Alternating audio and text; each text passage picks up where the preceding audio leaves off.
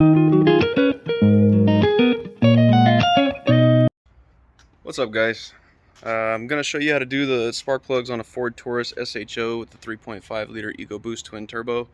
Should be a pretty fast one. I already got the job done, but I'm just going to give you the tips and tricks that are going to help you out, because most people can do spark plugs, but this one's a little bit of a pain just because of where things are, and this will make your job easier.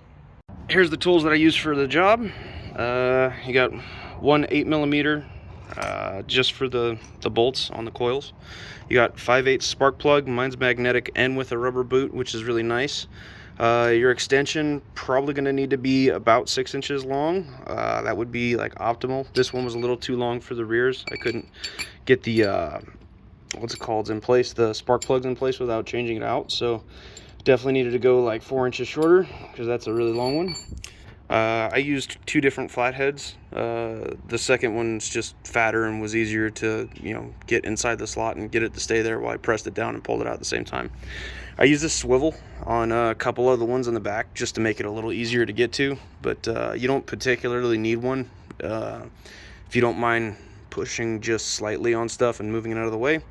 The 6 spark plugs that I took out here, these are the exact same part numbers as the ones that I put in. So let me put them on the screen for you here.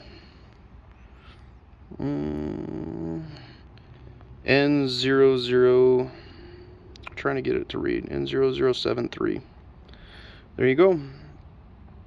Made in Japan. I think the gap was, I want to say it was like 0.27 or 0.027. They're the performance gap spark plugs from Gearhead. And I also used another 8mm just to get to that one in the far back right, because that bolt was a little bit harder to get to, seeing as how I was using a deep well on the 8mm. But other than that, it was a relatively easy job. Alright, in order to get that engine cover off, got to take off the oil cap. Just pull up from the corners gently, and you'll feel it come right out. It's not in there very hard. On the front, before you go to remove these, take off this cap right here. You can see which side is up, and then you can put it back after you're done, just to give you clearance to pull these coils out. And this is an 8mm right here.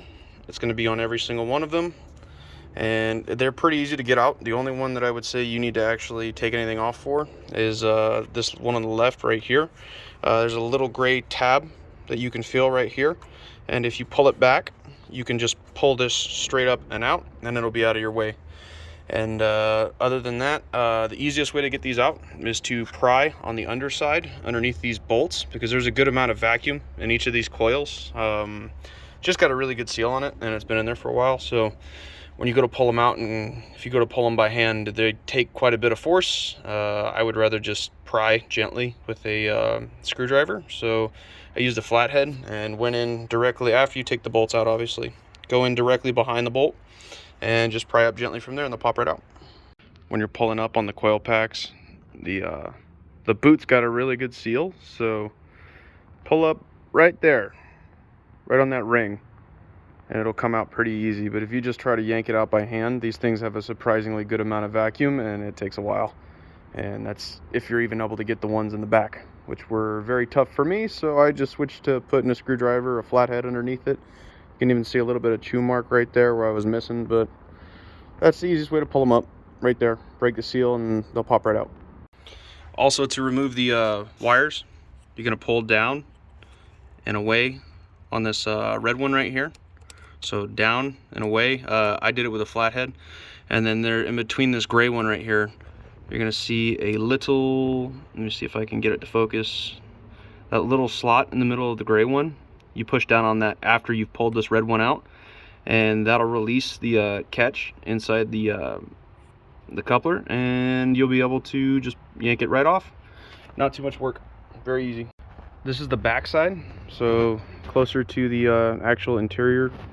These ones are harder to reach. What you're going to want to do, in the other video I watched, the guy took this off. There's no need to take this off at all, but if you look, and this is on the passenger side of the car, this little section right here, you can just pull this out of the hole that's right down here with get a screwdriver on it on the side and pry it up a little bit. Just give it a yank with your hand, it'll come right out. But if you pull that out, it's going to make the job a lot easier, because that's blocking this back left one right here, and pull that out, and then you can put your thumb right here and press it backwards. That way you can get that to clear when you're pulling that out. Makes it a lot easier. On this other one, in the let me go over to it, the back right corner of the engine bay, it is underneath. Let me see if I can block that light right there for you. It is underneath the line right here. Ooh, that's hard to demonstrate. This line right here where my finger is. But you can pry that slightly away from you by hand, and you'll have just enough room to get that out of there without needing anything extra. This job generally shouldn't take you any more than, I'm going to say, 45 minutes to an hour. They are a little bit harder to get to in the back, so kind of be prepared to fight with it a little bit. If you pry it in the right places, the coils will be easier to get out.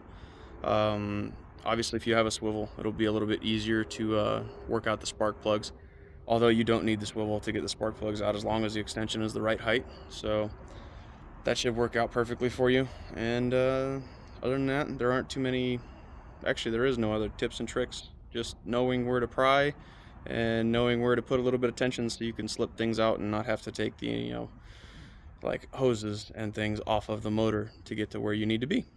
Yeah, it's all good. Thanks for joining me. My name is Chris. Welcome to my new channel. I have another channel, but this is going to be more car oriented and rant oriented topic.